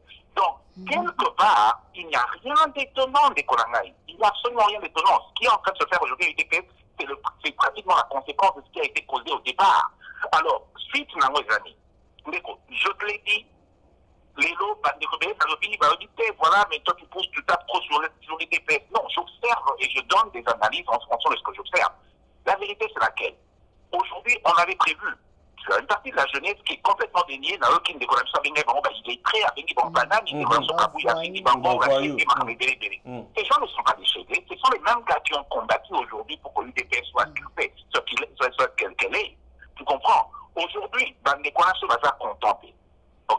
Lobby, je veux dire en 2023, Félix aura besoin de ces mêmes Nicolas Matambolanda. Et si ces gens-là ne sont pas contents, ils auront un problème parce qu'ils auront un problème en 2023 la réélection si Félix doit passer pour une réélection. Déjà que la plateforme politique sur laquelle Félix est en train de fonctionner est une plateforme complètement fragile. Le cash est très fragile. Et ce qui c'est leur partenariat très très inédit avec le FCC est très fragile. Et le FCC a clairement dit qu'en 2023 ils vont avoir un candidat. Donc quelque part, dans le cas de Macamora à long terme, je dis si je suis de l'UDPS, c'est le moment de régler les choses. S'ils ne le règlent pas, ils auront beaucoup de problèmes en 2023 parce que leur partenaire, c'est un partenaire très, c'est-à-dire qu'au partenaire, il y a FCC, on a 2000, moi je n'arrête pas de te dire, la mission on a vu au monde, la vraie couleur, il y a cash. Au monde, la vraie couleur, il y a FCC en 2022. Merci de corriger. Oui, est-ce que en 2023, on corrige autour de 2023, est-ce que UDPS ou bien Nego Fati peut se sous confiance na bata FCC na Onyo Subamona parce que na do scenario que Ndeko on a biso Jean-Paul pasteur Jean-Paul Mulumba ko pesa biso nini chance biso so kuta na ye mukolo ya samedi poto sola oko baksa nini Ndeko na biso Pape de Rêve.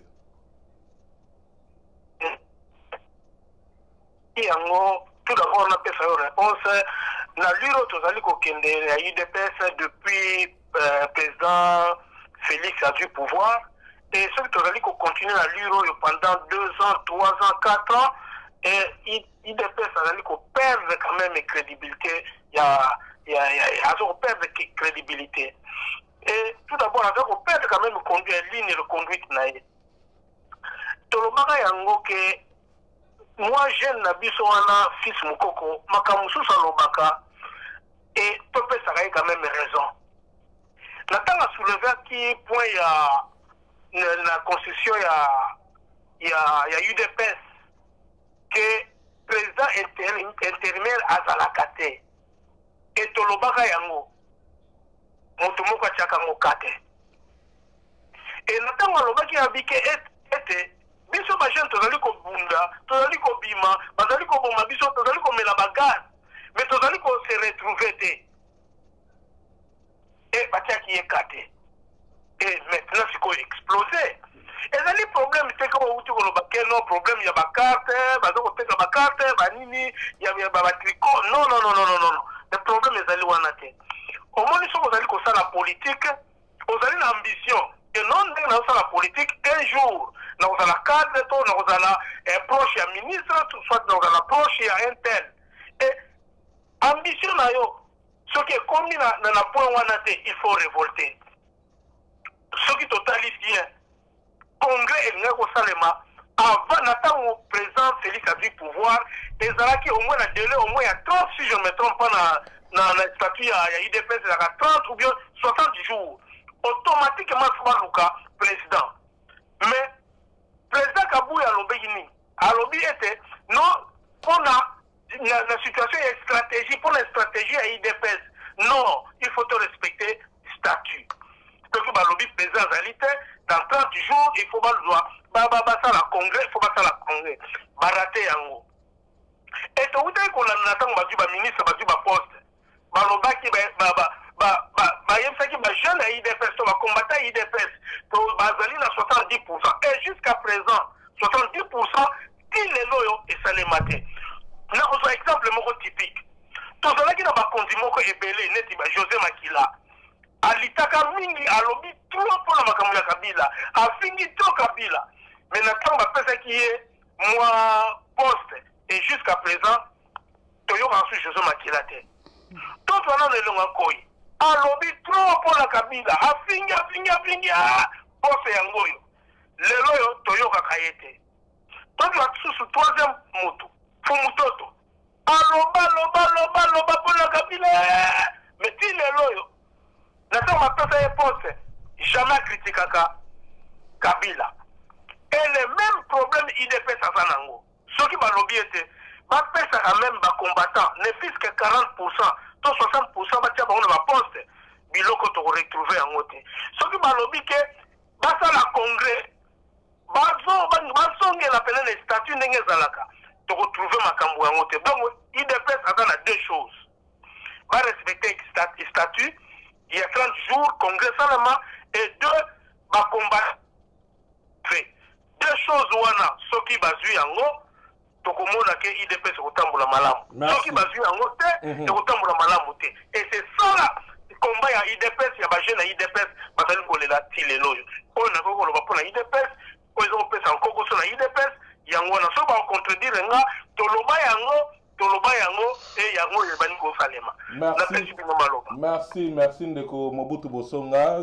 la prévention ya coronavirus bauti ko expliquer na minute oyo bimi libanda ozongi kosukula maboko mwa mingi ndenge za koboya ba place d'entroupement na moni ndeko komena biso awa na Espagne lelo bato Espagne batomboki mingi lelo na message ya coronavirus na éviter que se passe kuna na mboka Espagne kuna voilà ndeko pasteur Jean-Paul maloba mboko pona kosukisa lelo to sengi yo na banyoso bazola na biso bandako bakomi kokota ebele sikoyo soki okopesa biso mo promesse ya samedi ekozala malamu mingi to retenir nini na pokwa lelo na mambo etali UDPS na raconte na oyo ya ndeko Faci na ndeko Kabila maloba mboka yo po tosisa émission na biso ya mokolo lelo merci na bandeko bazolanda biso entre temps toyoka maloba ya suka ya émission oyo ya ndeko na biso pasteur Jean-Paul Mulumba.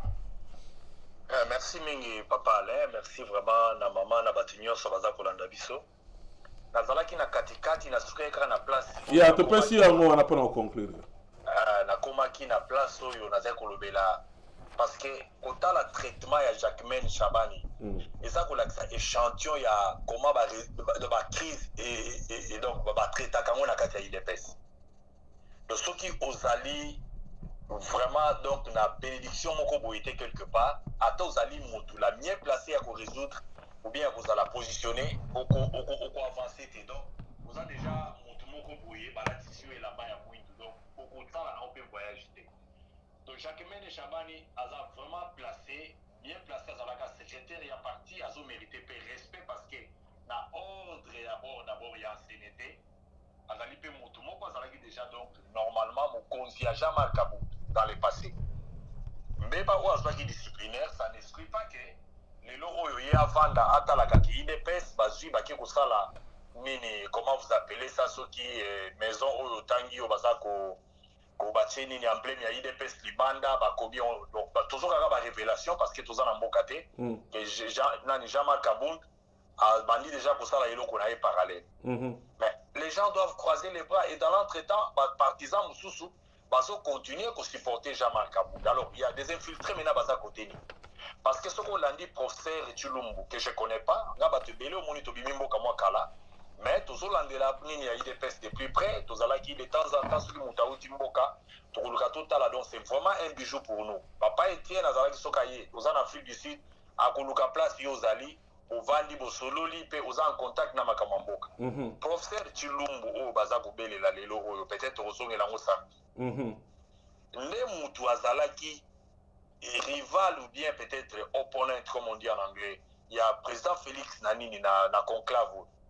Donc c'est parmi les jeunes gens qui ont prêté main forte na IDPS que ils ont moins survie, ils ont la mikana parce que na mort il y a papa Etienne, IDPS ezalaki sous vraiment na nini pouvoir légitimité ya koluka qui les a représentés na mutu fulani to mutu fulani.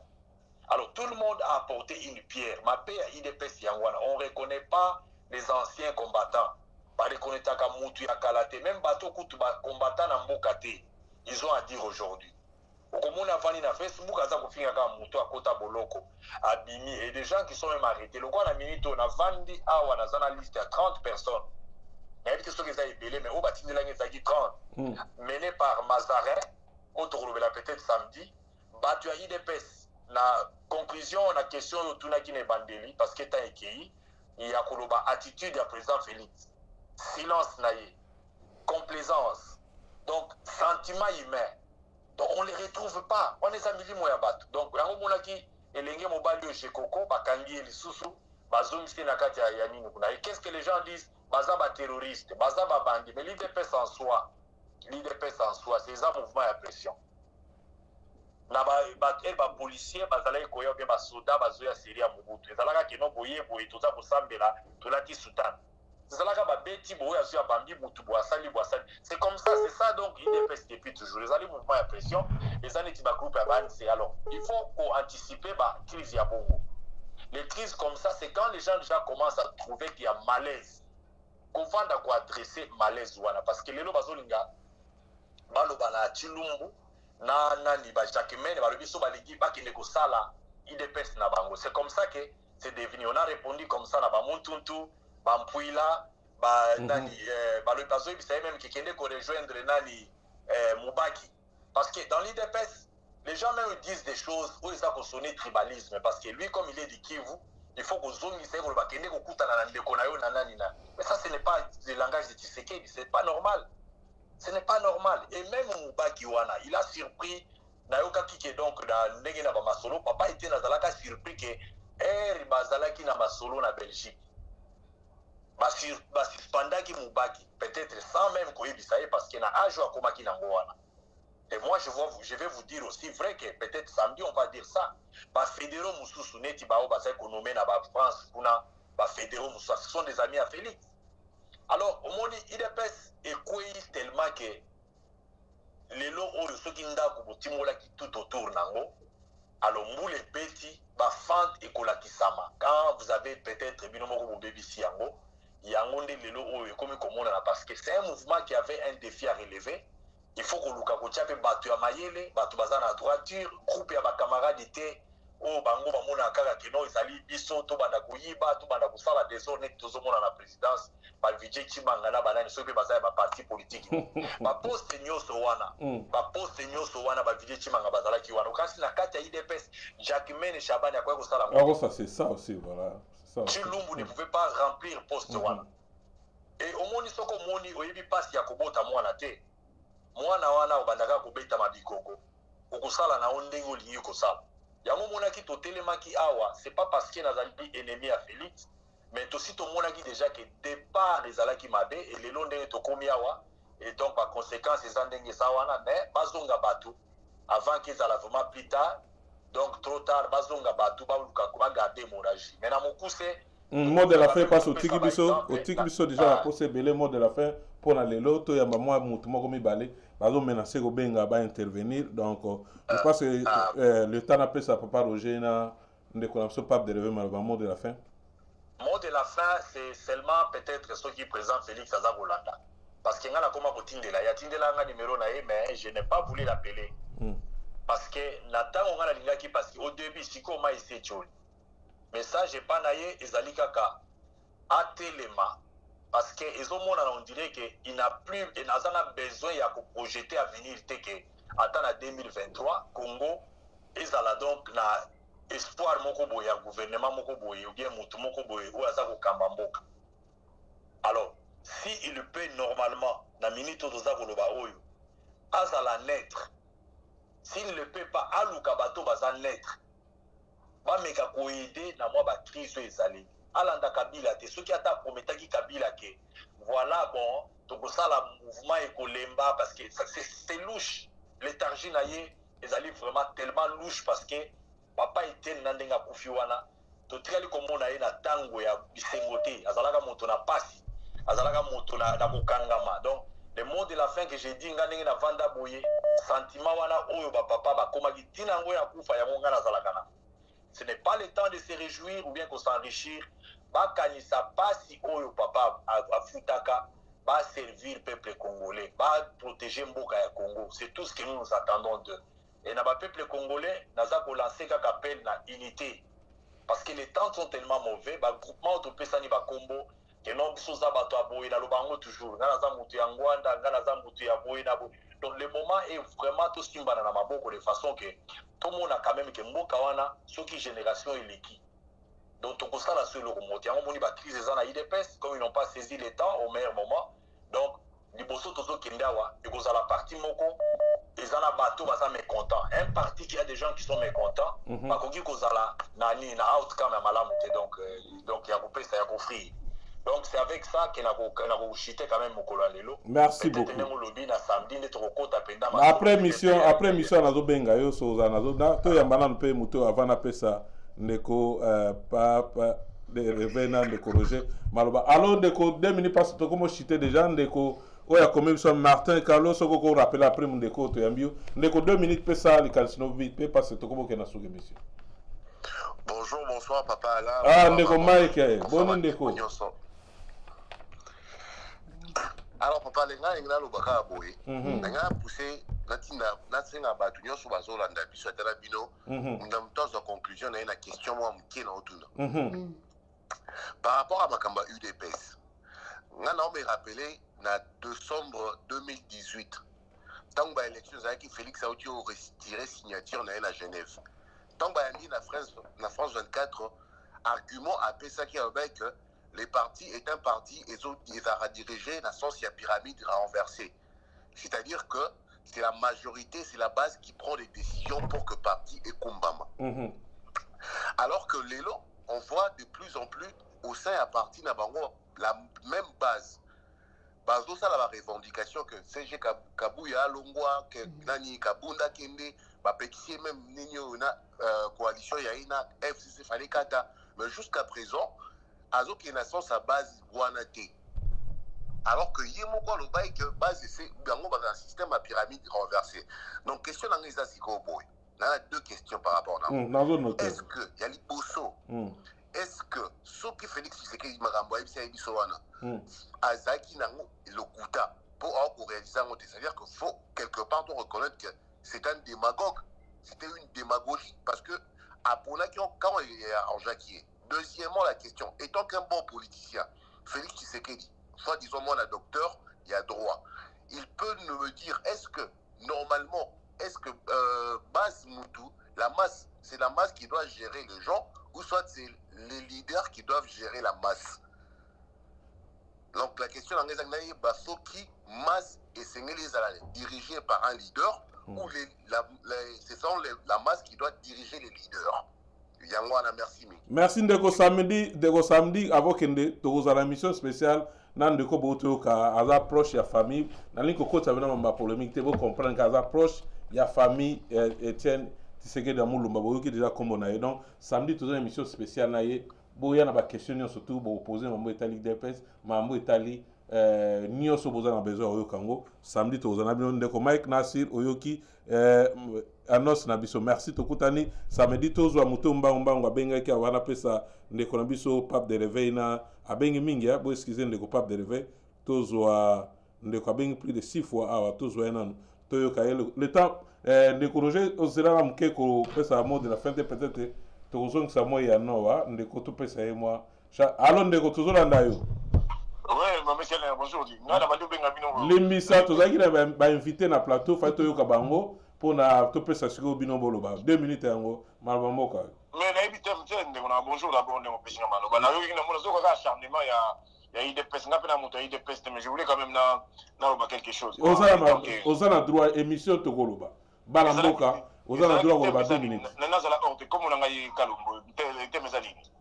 Temeza makambo eleki na IDPS omoni ni makambo ekome yindi na mutu na IDPS bazo senga Ndeko président na bango terme alongwa na Ndeko secrétaire na bango alongwa batumbi batumoto kuna balobi Félix azo kipe bango fuite obasini mais on nga pour ngeza sans objet parce que pour moi que ça na yebité parce que nga na ligne parce que biso ba congolais faut changer mon mentalité na biso pour to koyara na ba piège ya buzo ba politicien te makambo ya IDPS za parti politique etali biso na nini etali biso na quoi bango baso diriger mboka mais non yango moto bozo ko na piège ya bazo traiter bino ba tribaliste bazo traiter bino ke bolinga baluba te parce que vous tombez dans le piège là et ça sans objet problématique et ça c'est qu'on a Congo mboka ya pasi nzali et tout ça l'attaque détournement bambongo ningi zo bunga biloko important yango na kasi ndeko para na zo 2 minutes ezebelete na ndako na yo soki bana yo bazobima santé malamu te na nzela salite ba condamner na ndela te répondre nga kasi répondre nga na non, je peux pas te répondre comme ça Ndeko na roya ko na yo ko na ma pensée na yo OK si ça 2 minutes auto ya ma Ndeko susu s'il te plaît Ndeko le balobi mingi aso ko pesa balaba na ya on a vu la personne si ça 2 minutes na yo d'accord question tout ningai donc Biden a directement penché sur les dépêches. Il faut te la vérité.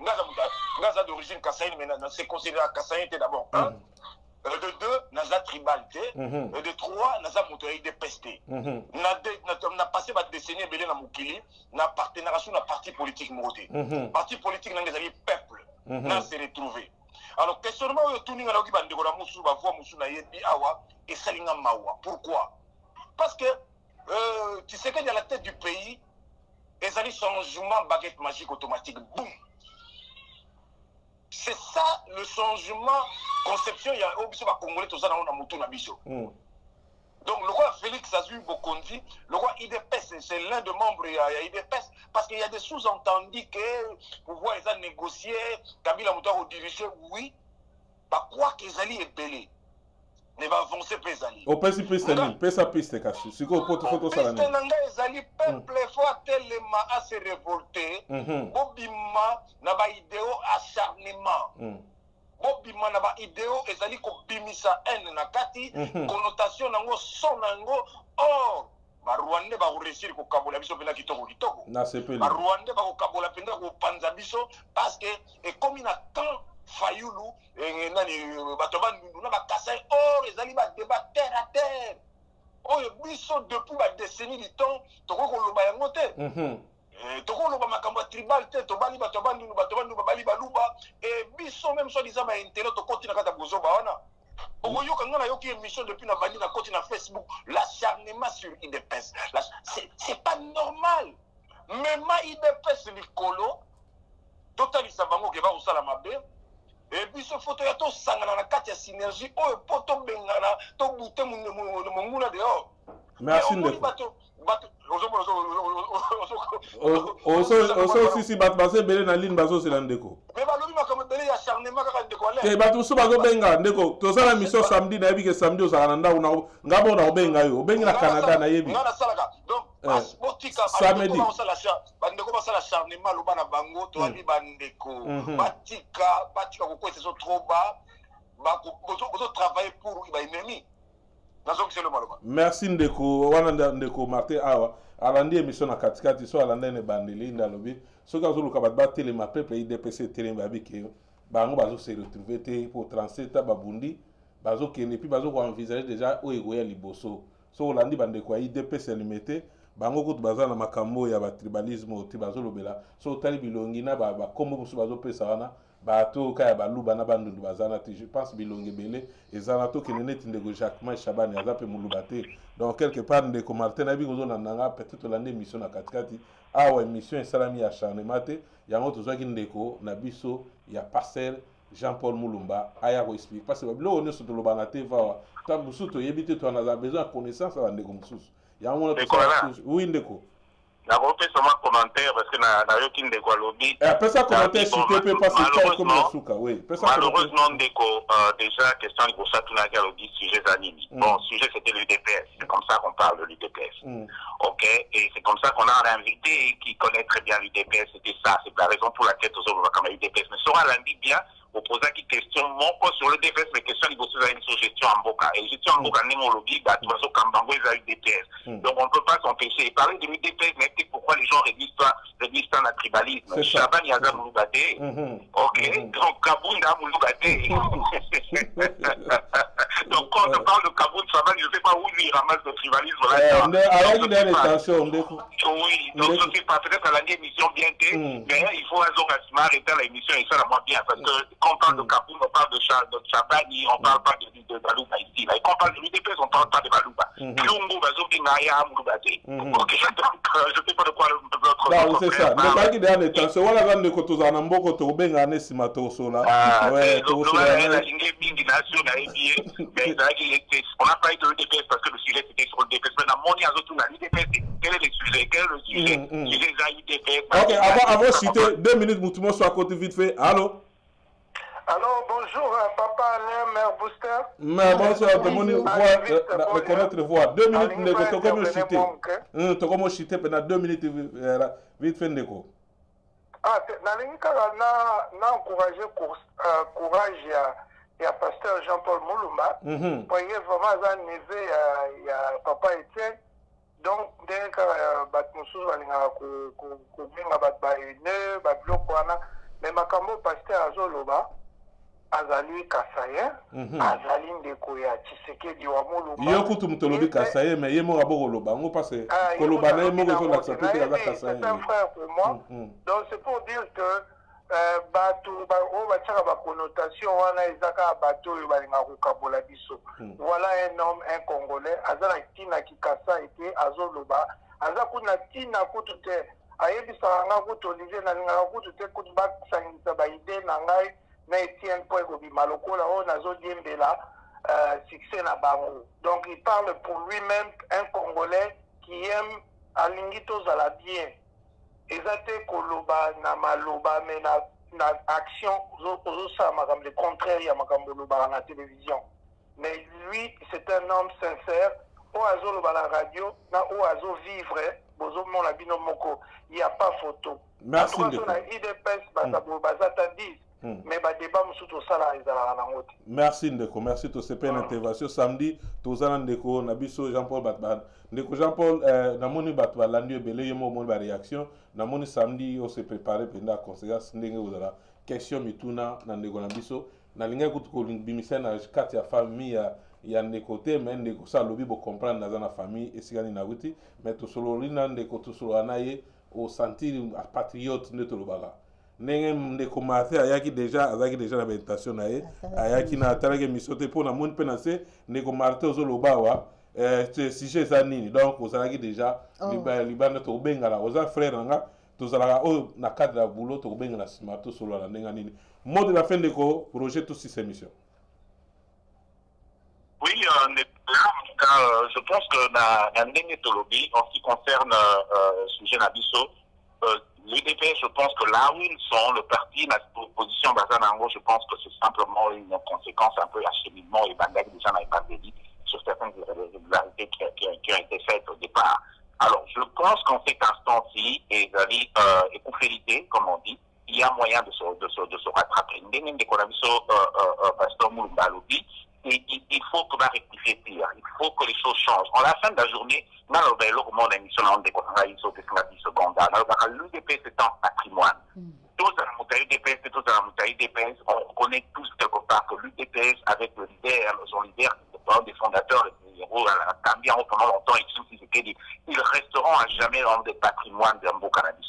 Donc, jamais qu'on est déjà. Moi, j'ai toujours dit quelque chose, la démocratie dans notre pays fonctionnerait superbement bien.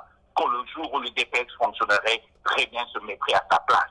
Donc, je pense que pour le bien du pays, ceux qui lui DPS ont mis la place, n'a pas idéal, n'a pas idéologie, n'a pas objectif, n'a pas état de droit et tout ce qu'on voulait, mais je ne pas d'une façon orthodoxe. C'est-à-dire que tout c'est un bélé, tout ça, c'est une émission, tout ça, pas collaborer, tout ça, l'émission politique réelle, pour nous critiquer la politique du pays, mais ça ne sera pas sur qui que ce soit. Donc, je pense que les Koufélité, ils peuvent réellement recevoir la partie de la ligne,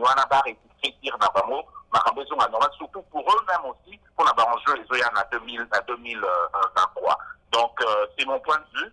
Et en tout cas, c'est encore un plaisir pour l'émission. La Binombo Témini, la pasteur Moulumba, et Marouza Nessengomi, une colloque samedi prochain.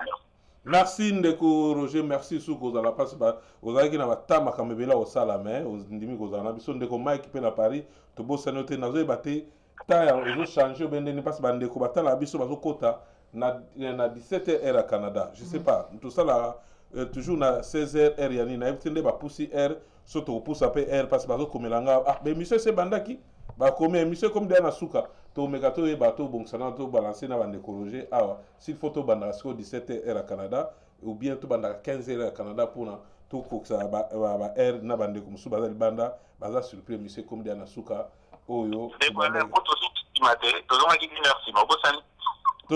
to matin il bosso manque Ekiti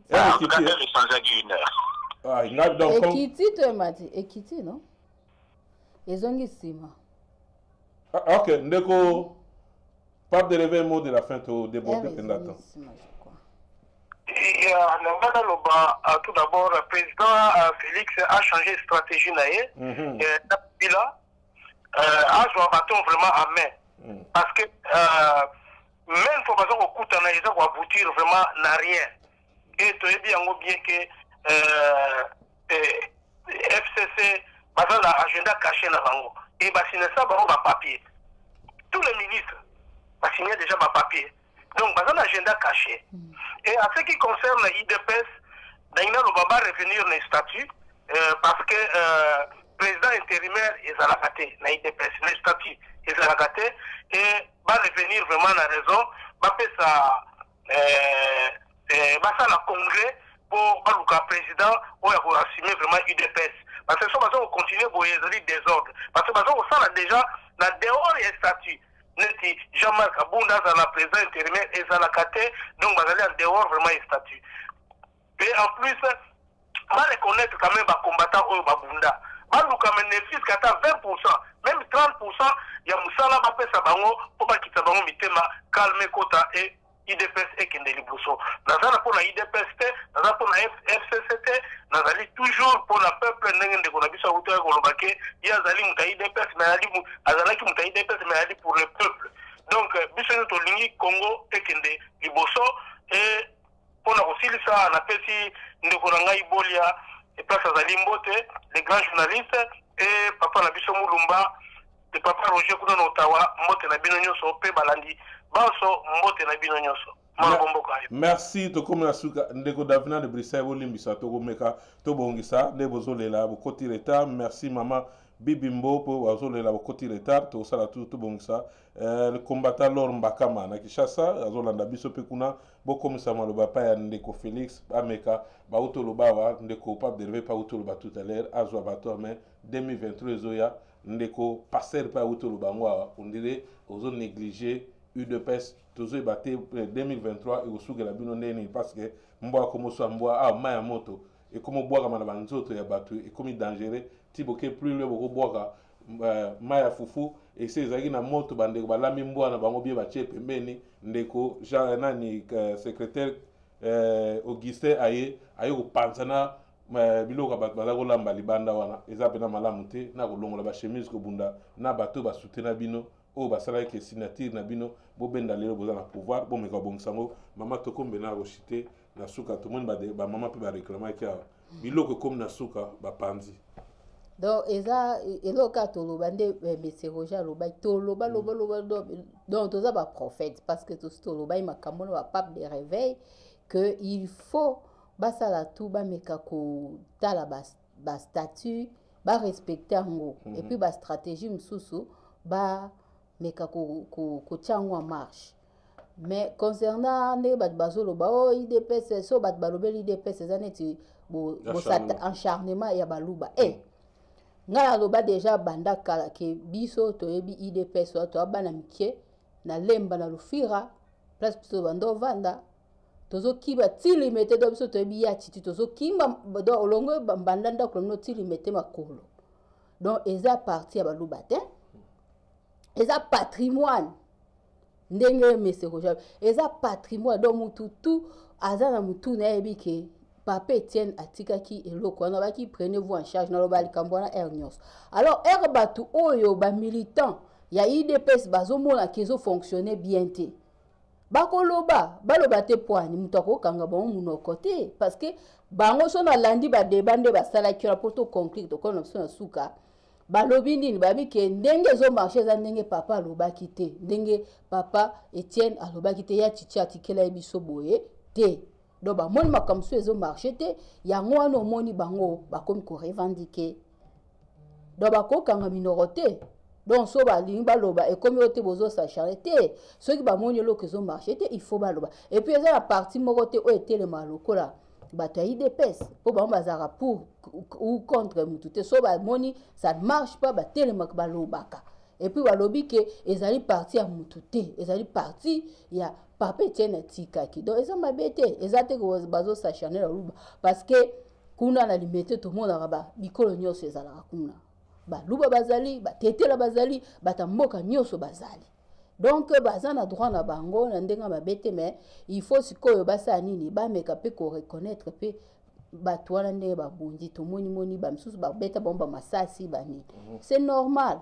Merci tokom na suka parce ndeko nabiso Martin à côté de 4 émissions de Martin d'abord télé 24 aux pour na mama ba N wana te so landa émission na télé 24 aux contre makambo ya ba N tribal ya kofinga toza so bengi opona ofinga loboko za rap mais la téléphone soko keka ba to katio mbala mo pi to bloquer libela au participer tous les belé samedi oya tous à ndeko na biso pasteur Jean-Paul Mulumba awazala pona ko expliquer biso bien bato baza pena parmi bato susu baloba bakoma ba IDPS ne da Canada bakoma IDPS na Europe bakoma IDPS bato babundi pona ba IDPS bazali bakoya bakobetela biso bakopanza atangeli biso komba mutu susu IDPS azape su na biso na Canada to luka susu na ba recherche na biso tuzala na penete na Canada awazana na plateau na biso pour à répondre à ma question où ils ont le canal de presse concernant Martin Fayulu. Mon Martin Fayulu fala za nabiso au Canada na date le 10-12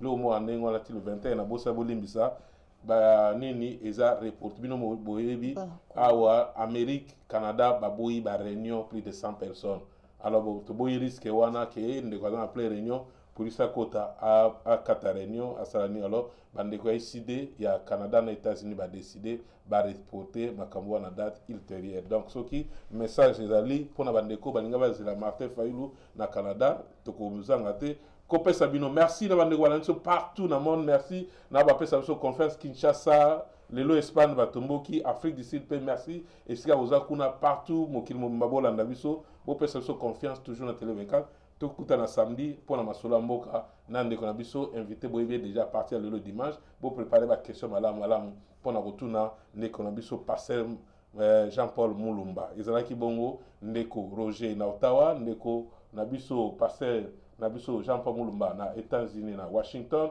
et bongo ndeko na biso oya biso moko pape de réveil au ya Canada ya Télé 24 maman Julie Booster bolanda pe samedi na émission na ya salaka o etali makambo ya social Alain Kindeki Télé 24 Toronto Canada Gervais Bilili na sima caméra merci tokutani bongo mukolo ya di samedi ekoya merci.